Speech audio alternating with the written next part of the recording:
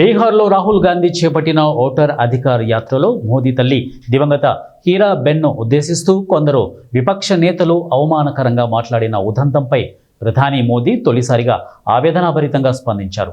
బీహార్లో మహిళల నైపుణ్యాభివృద్ధికి కృషి చేసే కొత్త బీహార్ రాజ్య జీవిక నిధి సహకార సంఘ్ లిమిటెడ్ను మంగళవారం ఢిల్లీ నుంచి వర్చువల్గా ప్రారంభించి లక్షలాది మంది మహిళలను ఉద్దేశించి మోదీ ప్రసంగించారు. దివంగత నా మాతృమూర్తికి రాజకీయాలతో ఎలాంటి సంబంధం లేదు. రాజకీయాలకు దూరంగా ఉండిపోవడమే ఆమె చేసిన తప్ప, ఆమెను మాత్రమే దూషించాల్సిన అవసరం ఏమొచ్చింది అంటూ గద్గద స్వరంతో మోదీ తన ప్రసంగాన్ని మొదలుపెట్టారు. నా తల్లిని అవమానించిన బీహార్ ఆర్జేడీ కాంగ్రెస్ నేతలను నేను క్షమిస్తానేమో కానీ దేశంలోని ప్రజలెవ్వరూ వారిని క్షమించబోరు. ఒకరి తల్లిని దూషించిన వారిని ఇంకొకరు పొరపాటున కూడా క్షమించబోరు. తల్లిపై దారుణ దూషణోదంతంలో ఆర్జేడీ కాంగ్రెస్ పార్టీలను బాధ్యులను చేయాల్సిన కనీస బాధ్యత బీహార్లోని ప్రతి ఒక్క కుమారుడిపై ఉంది.